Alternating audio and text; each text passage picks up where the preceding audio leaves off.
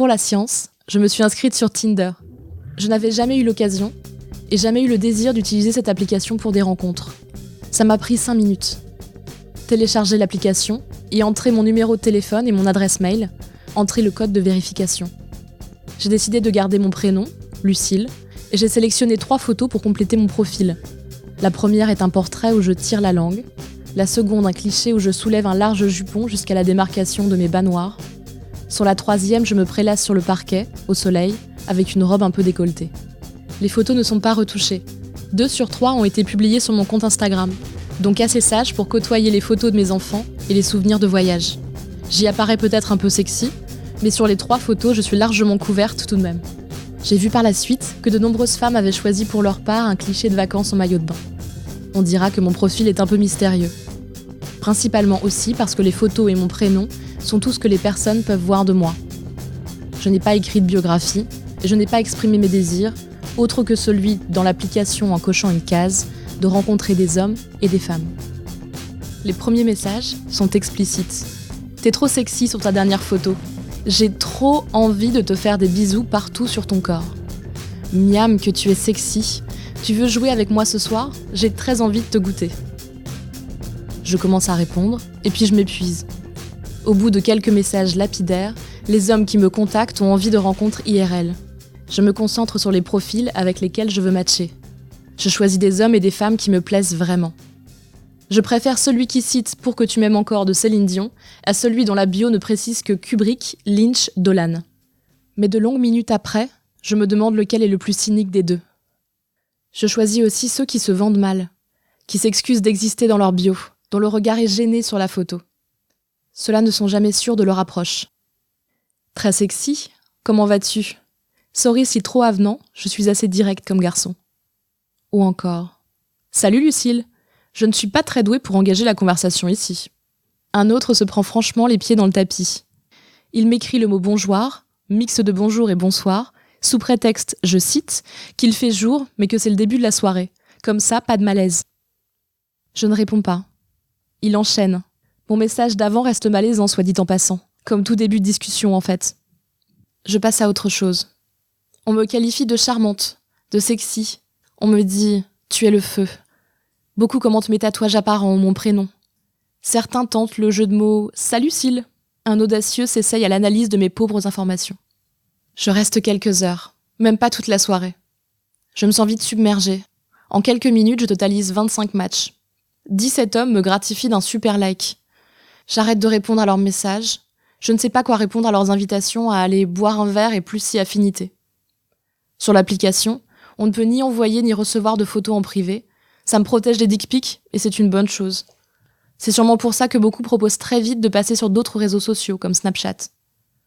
Des heures après, quand je me réveille le matin et tout au long de la journée, je reçois encore des messages. Les hommes de la veille sont encore là. Ça m'embêterait vraiment de te laisser filer. Les supplications me brisent le cœur. Lucille, tu es là ? Ton appli a un bug ? Tinder précise que j'ai atteint la 100 de likes, mais sans plus d'informations, cela reste flou. Je retiens juste le trop-plein. Trop de notifications, trop de visages et de mots. Trop de désir de l'autre. Je n'attendais rien en me connectant. Je ne cherchais ni l'amour ni un plan cul. Mon désinvestissement m'a perdu. En quelques secondes, comme on part sans se retourner, je désinstalle. Lieu du sexe. Lieu du sexe. Lieu du sexe. Lieu du sexe. Lieu du sexe.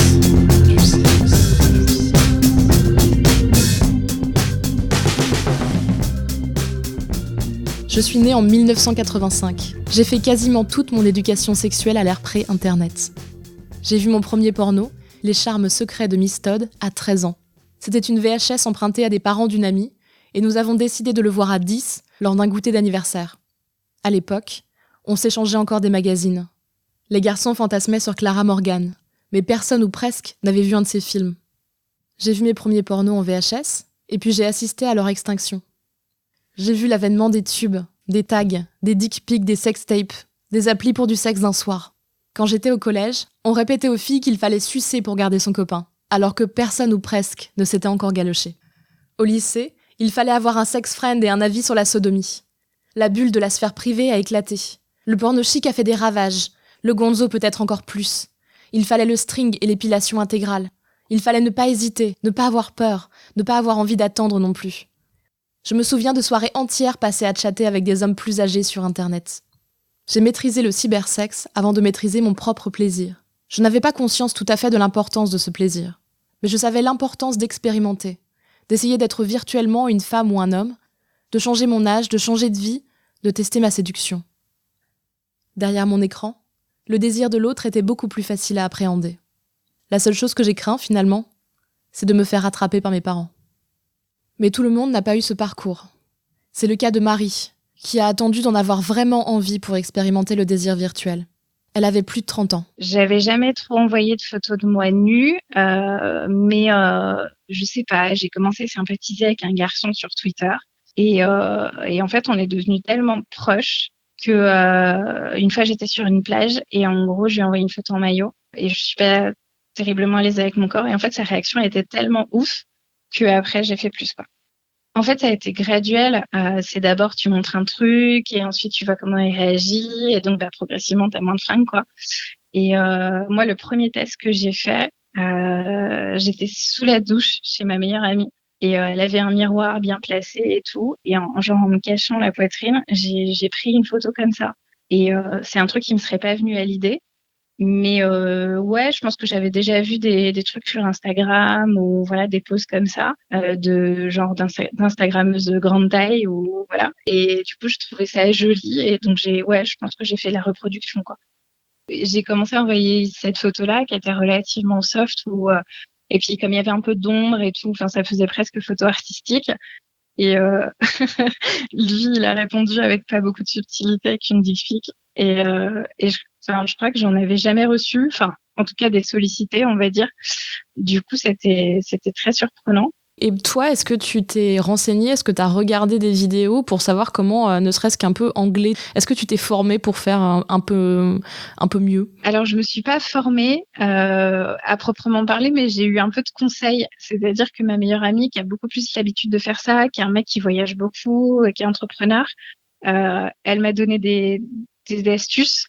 Et sinon, je pense que j'ai vachement regardé des vidéos des photos, des vidéos de cam girl ou pour savoir. Donc, c'est une formation officieuse et rapide, si tu veux. Mais ouais, je pense que pour me rassurer, j'ai quand même pas mal sollicité des conseils. Et même au tout début, j'envoyais même mes nudes à ma meilleure pote pour lui dire est-ce que ça va.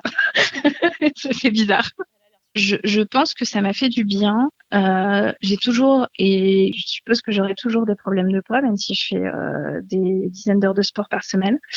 En revanche, il y a deux points très importants avec ce truc-là, c'est que l'appareil photo, enfin le téléphone, m'a donné une autre vision de mon corps et un angle qui peut apparaître comme agréable. Donc, je sais qu'il y a deux regards. Il y a celui du téléphone et le mien. Et c'est pas le même. Et dans le téléphone, limite, je reconnais pas la personne, mais je sais que c'est pas mal. Ou en tout cas, je me dis que franchement, cette photo-là, elle est bien. Du coup, j'ai encore du mal à me dire que c'est moi, mais je progresse là-dessus.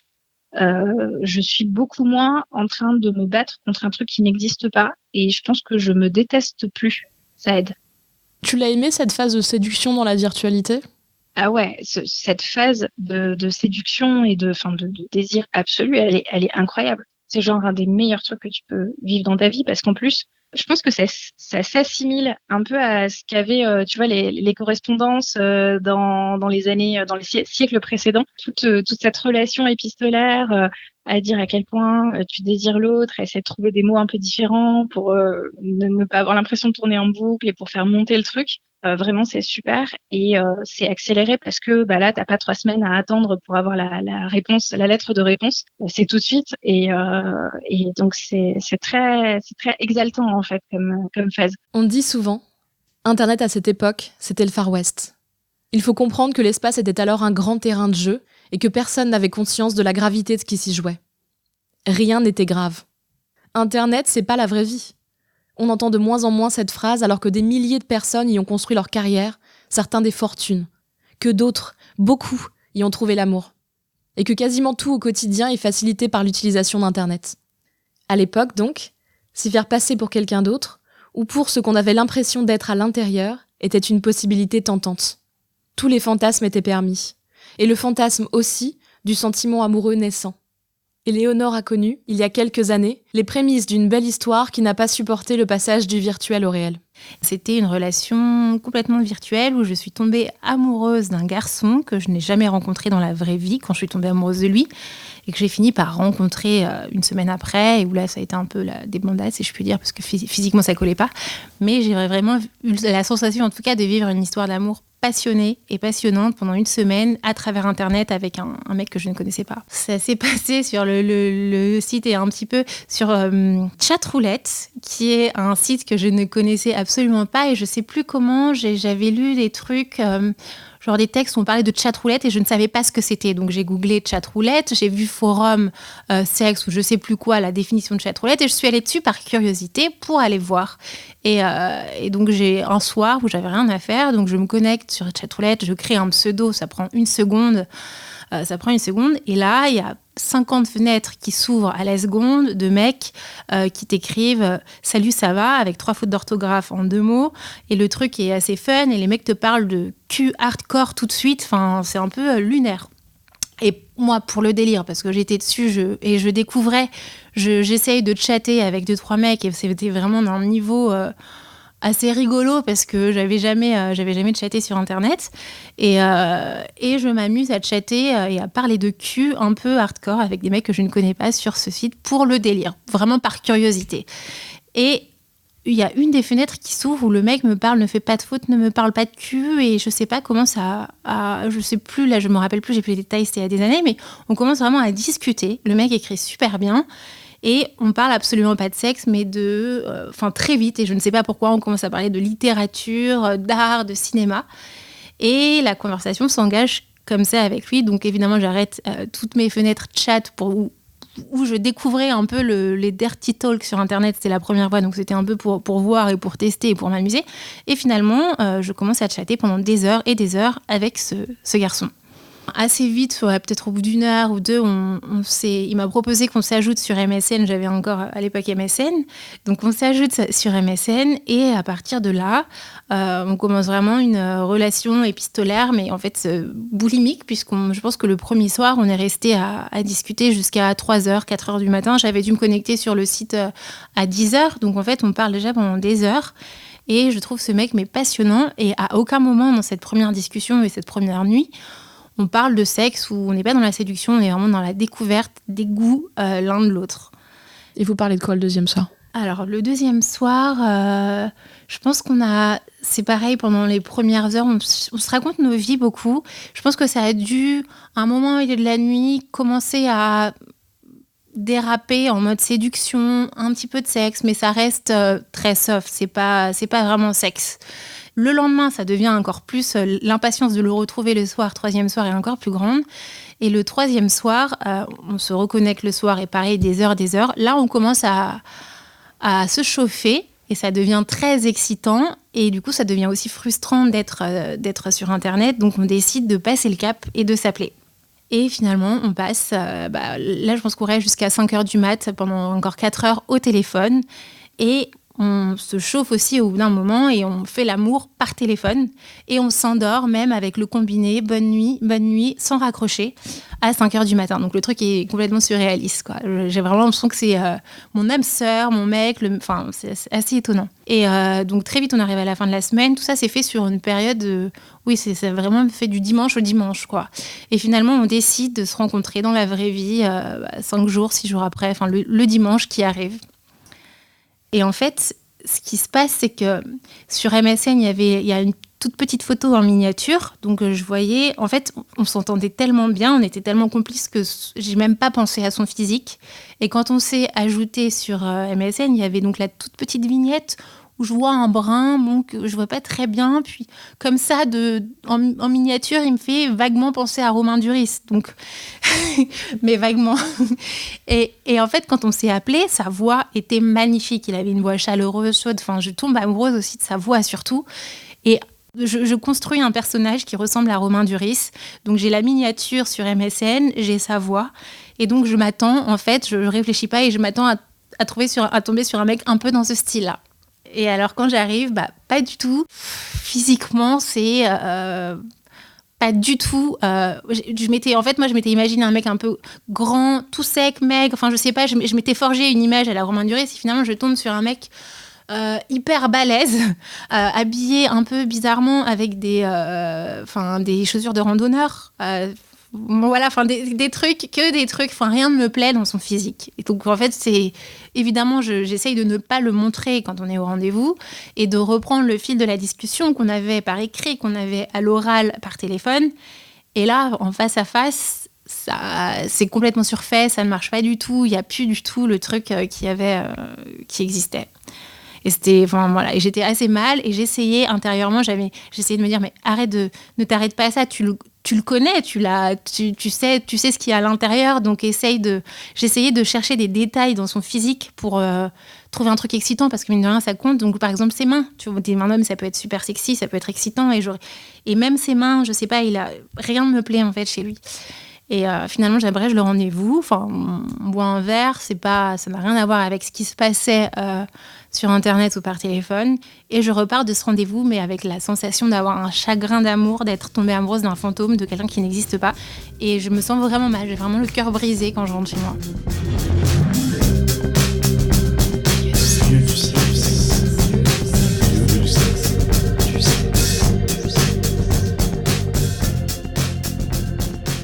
Au-delà des partenaires sexuels, trouver du matériel masturbatoire sur Internet est d'une facilité déconcertante.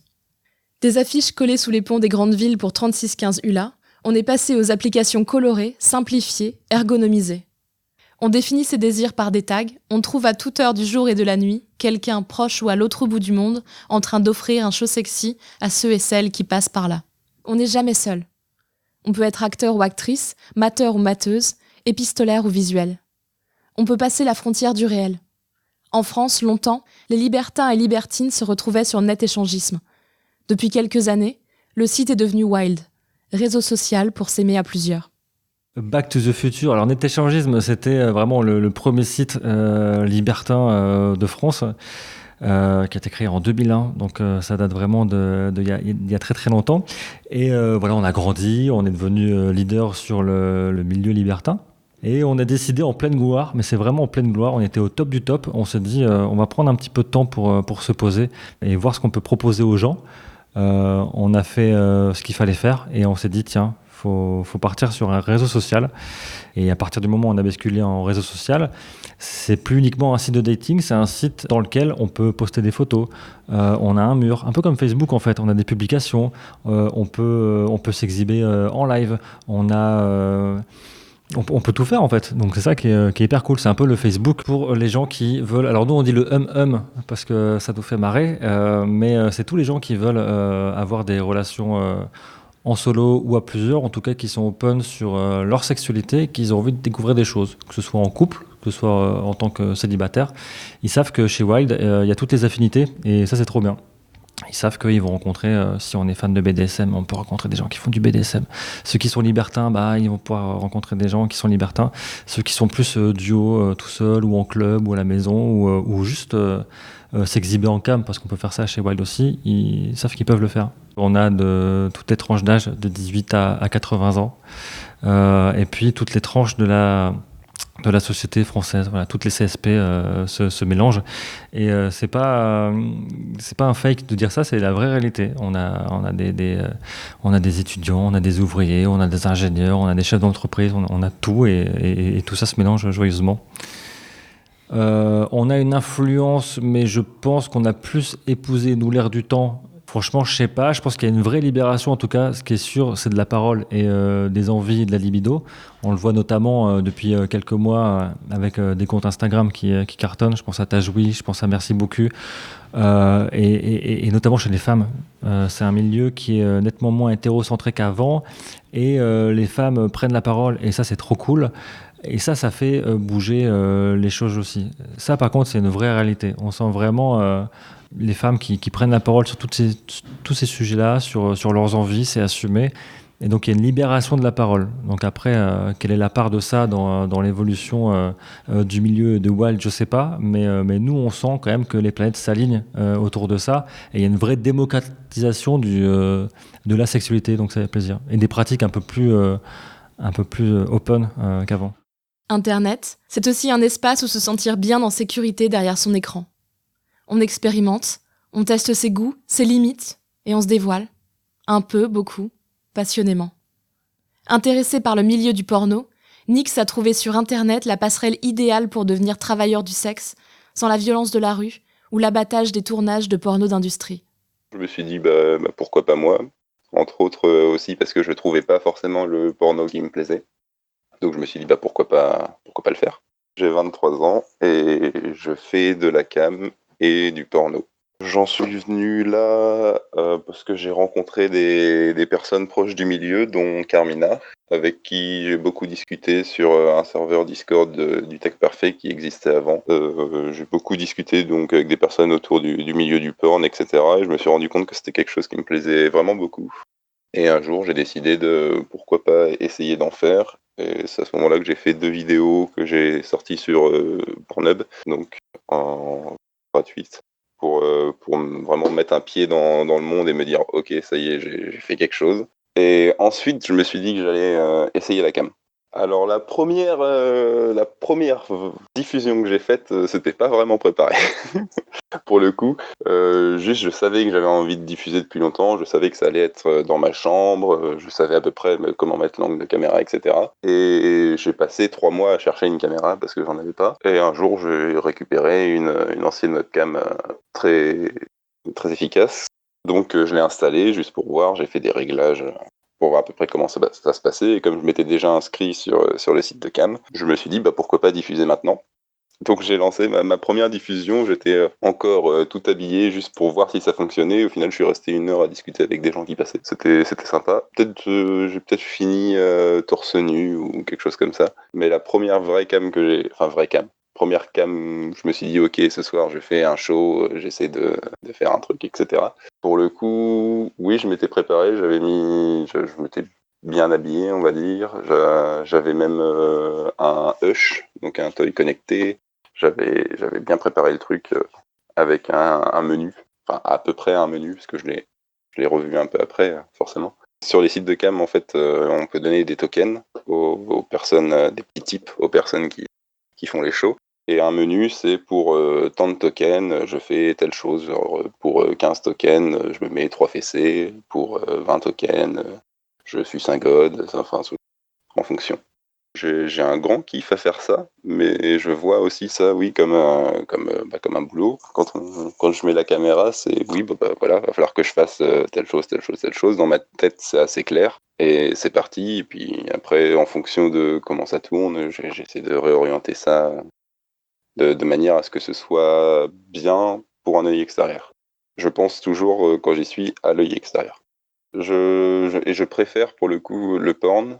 Je trouve ça moins contraignant.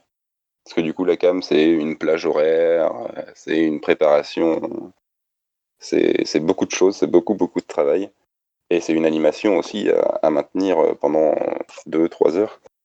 Donc c'est très contraignant, alors que le porn, je fais ça dans mon coin, je fais ça comme je veux, c'est moi qui contrôle, je peux faire des pauses, je peux faire ce que je veux, et du coup, oui, effectivement, c'est plus agréable de faire... Enfin, pour moi, c'est plus agréable de faire du porn que de faire l'animation sur un show. C'est quelque chose que je maîtrise moins pour l'instant, donc j'espère maîtriser un peu mieux à la suite.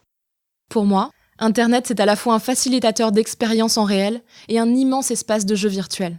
Je m'y suis construite, comme beaucoup d'autres. J'ai affiné mon identité, mes désirs. J'ai fait des recherches, de nombreuses rencontres. C'est là que j'ai probablement le plus dragué dans ma vie. Même si je sais que pour beaucoup, le grand méchant Internet est un espace de décadence où les enfants ont accès en illimité et gratuitement aux pires films pornographiques produits, je crois que c'est également un espace où l'on peut se sentir en sécurité. Assez pour être soi, assez pour exprimer ce qu'on n'aurait pas le courage d'exprimer ailleurs.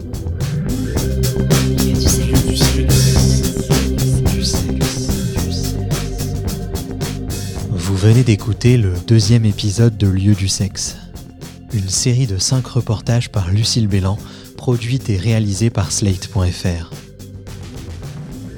Si ce podcast vous a plu, n'hésitez pas à lui mettre 5 étoiles et à vous abonner.